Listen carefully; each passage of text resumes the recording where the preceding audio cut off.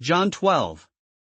6 days before the Passover, Jesus arrived at Bethany, where Lazarus lived, whom Jesus had raised from the dead.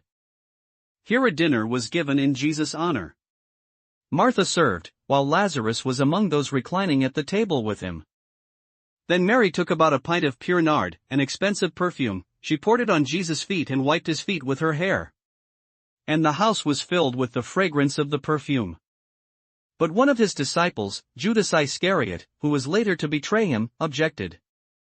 Why wasn't this perfume sold and the money given to the poor? It was worth a year's wages. He did not say this because he cared about the poor, but because he was a thief. As keeper of the money bag, he used to help himself to what was put into it. Leave her alone, Jesus replied. It was intended that she should save this perfume for the day of my burial. You will always have the poor among you, but you will not always have me.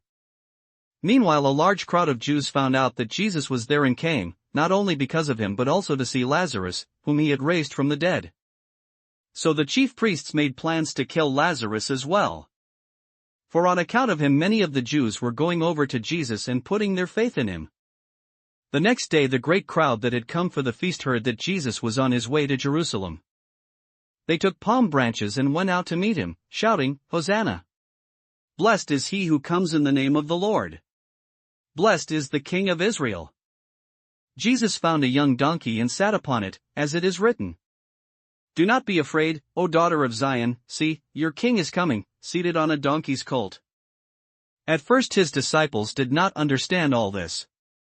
Only after Jesus was glorified did they realize that these things had been written about him and that they had done these things to him. Now the crowd that was with him when he called Lazarus from the tomb and raised him from the dead continued to spread the word. Many people, because they had heard that he had given this miraculous sign, went out to meet him. So the Pharisees said to one another, See, this is getting us nowhere. Look how the whole world has gone after him. Now there were some Greeks among those who went up to worship at the feast. They came to Philip, who was from Bethsaida in Galilee, with a request. Sir, they said, we would like to see Jesus. Philip went to tell Andrew. Andrew and Philip in turn told Jesus. Jesus replied, The hour has come for the Son of Man to be glorified. I tell you the truth, unless a grain of wheat falls to the ground and dies, it remains only a single seed. But if it dies, it produces many seeds. The man who loves his life will lose it, while the man who hates his life in this world will keep it for eternal life. Whoever serves me must follow me, and where I am, my servant also will be. My Father will honor the one who serves me. Now my heart is troubled, and what shall I say? Father, save me from this hour. No, it was for this very reason I came to this hour. Father, glorify your name. Then a voice came from heaven, I have glorified it, and will glorify it again. The crowd that was there and heard it said it had thundered, others said an angel had spoken to him. Jesus said, This voice was for your benefit, not mine. Now is the time for judgment on this world, now the prince of this world will be driven out. But I, when I am lifted up from the earth, will draw all men to myself. He said this to show the kind of death he was going to die. The crowd spoke up. We have heard from the law that the Christ will remain forever, so how can you say the Son of Man must be lifted up? Who is this Son of Man? Then Jesus told them, You are going to have the light just a little while longer. Walk while you have the light, before darkness overtakes you. The man who walks in the dark does not know where he is going. Put your trust in the light while you have it, so that you may become sons of light. When he had finished speaking, Jesus left and hid himself from them. Even after Jesus had done all these miraculous signs in their presence, they still would not believe in him. This was to fulfill the word of Isaiah the prophet, Lord, who has believed our message and to whom has the arm of the Lord been revealed? For this reason they could not believe, because, as Isaiah says elsewhere, He has blinded their eyes and deadened their hearts, so they can neither see with their eyes, nor understand with their hearts, nor turn and I would heal them. Isaiah said this because he saw Jesus' glory and spoke about him. Yet at the same time many even among the leaders believed in him. But because of the Pharisees they would not confess their faith for fear they would be put out of the synagogue. For they loved praise from men more than praise from God. Then Jesus cried out, "When a man believes in me, he does not believe in me only, but in the one who sent me. When he looks at me, he sees the one who sent me. I have come into the world as a light, so that no one who believes in me should stay in darkness. As for the person who hears my words but does not keep them, I do not judge him. For I did not come to judge the world, but to save it.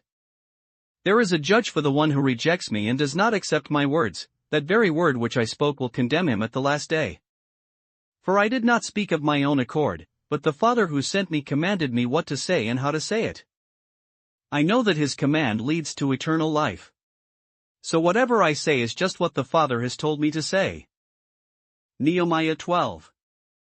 These were the priests and Levites who returned with Zerubbabel son of Shealtiel and with Jeshua, Sariah, Jeremiah, Ezra, Amariah, Malach, Hattush, Shechaniah, Rehum, Mirmoth, Iddo, Ginnathan, Abijah, Mijamin, Moadiah, Bilgah, Shemaiah, Joiarib, Jediah, Sallu, Amok, Hilkiah and Jediah.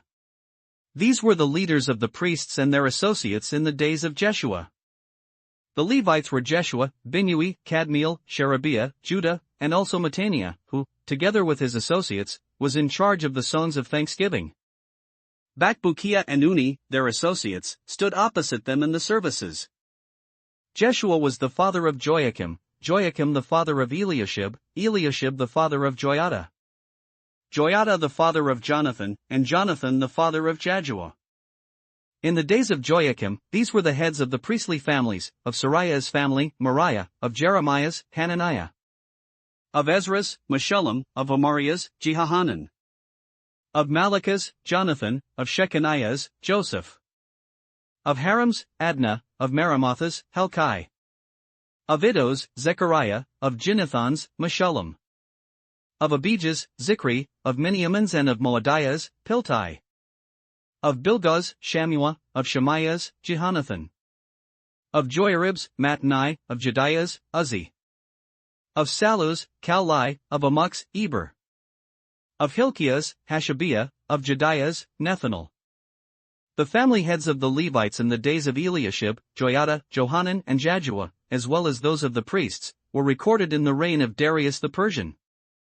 The family heads among the descendants of Levi up to the time of Johanan son of Eliashib were recorded in the book of the Annals. And the leaders of the Levites were Hashabiah, Sherebiah, Jeshua son of Kadmiel, and their associates, who stood opposite them to give praise and thanksgiving, one section responding to the other, as prescribed by David the man of God. Mattaniah, Bakbukiah, Obadiah, Meshullam, Talmon and Akub were gatekeepers who guarded the storerooms at the gates. They served in the days of Joachim son of Jeshua, the son of Jozadak, and in the days of Nehemiah the governor and of Ezra the priest and scribe. At the dedication of the wall of Jerusalem, the Levites were sought out from where they lived and were brought to Jerusalem to celebrate joyfully the dedication with songs of thanksgiving and with the music of cymbals, harps and lyres. The singers also were brought together from the region around Jerusalem from the villages of the Netophathites, from Beth Gilgal, and from the area of Geba and Asmaveth, for the singers had built villages for themselves around Jerusalem. When the priests and Levites had purified themselves ceremonially, they purified the people, the gates and the wall. I had the leaders of Judah go up on top of the wall. I also assigned 2 large choirs to give thanks. One was to proceed on top of the wall to the right, towards the dung gate. Hoshea and half the leaders of Judah followed them, along with Azariah, Ezra, Meshullam, Judah, Benjamin, Shemaiah, Jeremiah, as well as some priests with trumpets, and also Zechariah son of Jonathan, the son of Shemaiah, the son of Mattaniah, the son of Micaiah, the son of Zachar, the son of Asaph, and his associate Shemaiah, Azarel, Meleli, Helali, Mai, Nethanel, Judah and Hanani with musical instruments, prescribed by David the man of God. Ezra the scribe led the procession. At the fountain gate they continued directly up the steps of the city of David on the ascent to the wall and passed above the house of David to the water gate on the east. The second choir proceeded in the opposite direction. I followed them on top of the wall, together with half the people past the tower of the ovens to the broad wall. Over the gate of Ephraim, the Jeshanah gate, the fish gate, the tower of Hananel and the tower of the 100, as far as the sheep gate. At the gate of the guard they stopped. The 2 choirs that gave thanks then took their places in the house of God, so did I, together with half the officials. As well as the priests Eliakim, Maaseiah, Miniamin, Micaiah, Elioenai, Zechariah, and Hananiah with their trumpets. And also Maaseiah, Shemaiah, Eleazar, Uzzi, Jehohanan, Malchijah, Elam and Ezer. The choirs sang under the direction of Jezrahiah. And on that day they offered great sacrifices, rejoicing because God had given them great joy. The women and children also rejoiced. The sound of rejoicing in Jerusalem could be heard far away. At that time men were appointed to be in charge of the storerooms for the contributions, firstfruits and tithes. From the fields around the towns they were to bring into the storerooms the portions required by the law for the priests and the Levites, for Judah was pleased with the ministering priests and Levites. They performed the service of their God in the service of purification, as did also the singers and gatekeepers, according to the commands of David and his son Solomon. For long ago, in the days of David and Asaph, there had been directors for the singers and for the songs of praise and thanksgiving to God. So in the days of Zerubbabel and of Nehemiah, all Israel contributed the daily portions for the singers and gatekeepers.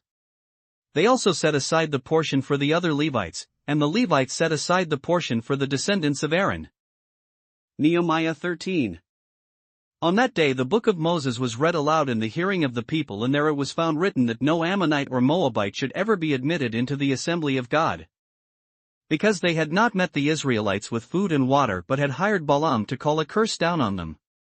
Our God, however, turned the curse into a blessing. When the people heard this law, they excluded from Israel all who were of foreign descent.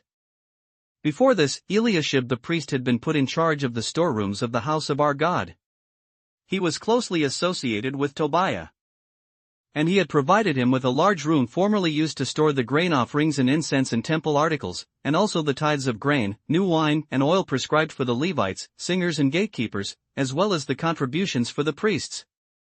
But while all this was going on, I was not in Jerusalem, for in the 32nd year of Artaxerxes king of Babylon I had returned to the king. Some time later I asked his permission, and came back to Jerusalem. Here I learned about the evil thing Eliashib had done in providing Tobiah a room in the courts of the house of God. I was greatly displeased and threw all Tobiah's household goods out of the room. I gave orders to purify the rooms, and then I put back into them the equipment of the house of God, with the grain offerings and the incense. I also learned that the portions assigned to the Levites had not been given to them, and that all the Levites and singers responsible for the service had gone back to their own fields. So I rebuked the officials and asked them, "Why is the house of God neglected?" Then I called them together and stationed them at their posts. All Judah brought the tithes of grain, new wine, and oil into the storerooms. I put Shelemiah the priest, Zadok the scribe, and a Levite named Pedaiah in charge of the storerooms, and made Hanan son of Zachar, the son of Mattaniah, their assistant, because these men were considered trustworthy. They were made responsible for distributing the supplies to their brothers. Remember me for this, O my God, and do not blot out what I have so faithfully done for the house of my God and its services. In those days I saw men in Judah treading winepresses on the Sabbath and bringing in grain and loading it on donkeys, together with wine, grapes, figs and all other kinds of loads. And they were bringing all this into Jerusalem on the Sabbath. Therefore I warned them against selling food on that day. Men from Tyre who lived in Jerusalem were bringing in fish and all kinds of merchandise and selling them in Jerusalem on the Sabbath to the people of Judah. I rebuked the nobles of Judah and said to them, "What is this wicked thing you are doing, desecrating the Sabbath day? Didn't your forefathers do the same things, so that our God brought all this calamity upon us and upon this city? Now you are stirring up more wrath against Israel by desecrating the Sabbath." When evening shadows fell on the gates of Jerusalem before the Sabbath, I ordered the doors to be shut and not opened until the Sabbath was over. I stationed some of my own men at the gates so that no load could be brought in on the Sabbath day. Once or twice the merchants and sellers of all kinds of goods spent the night outside Jerusalem. But I warned them and said, "Why do you spend the night by the wall? If you do this again, I will lay hands on you." From that time on they no longer came on the Sabbath. Then I commanded the Levites to purify themselves and go and guard the gates in order to keep the Sabbath day holy. Remember me for this also, O my God, and show mercy to me according to your great love. Moreover, in those days I saw men of Judah who had married women from Ashdod, Ammon and Moab. Half of their children spoke the language of Ashdod or the language of one of the other peoples, and did not know how to speak the language of Judah. I rebuked them and called curses down on them. I beat some of the men and pulled out their hair. I made them take an oath in God's name and said, "You are not to give your daughters in marriage to their sons, nor are you to take their daughters in marriage for your sons or for yourselves." Was it not because of marriages like these that Solomon king of Israel sinned? Among the many nations there was no king like him. He was loved by his God, and God made him king over all Israel, but even he was led into sin by foreign women. Must we hear now that you too are doing all this terrible wickedness and are being unfaithful to our God by marrying foreign women? One of the sons of Joiada son of Eliashib the high priest was son-in-law to Sanballat the Horonite. And I drove him away from me. Remember them, O my God, because they defiled the priestly office and the covenant of the priesthood and of the Levites. So I purified the priests and the Levites of everything foreign, and assigned them duties, each to his own task. I also made provision for contributions of wood at designated times, and for the firstfruits. Remember me with favor, O my God. Psalms 24. Of David. A Psalm. The earth is the Lord's, and everything in it, the world, and all who live in it. For he founded it upon the seas and established it upon the waters. Who may ascend the hill of the Lord? Who may stand in his holy place? He who has clean hands and a pure heart, who does not lift up his soul to an idol or swear by what is false. He will receive blessing from the Lord and vindication from God his Savior. Such is the generation of those who seek him, who seek your face, O God of Jacob. Selah. Lift up your heads, O you gates, be lifted up, you ancient doors, that the King of glory may come in. Who is this King of glory? The Lord strong and mighty, the Lord mighty in battle. Lift up your heads, O you gates, lift them up, you ancient doors, that the King of glory may come in. Who is he, this King of glory? The Lord Almighty, he is the King of glory. Selah.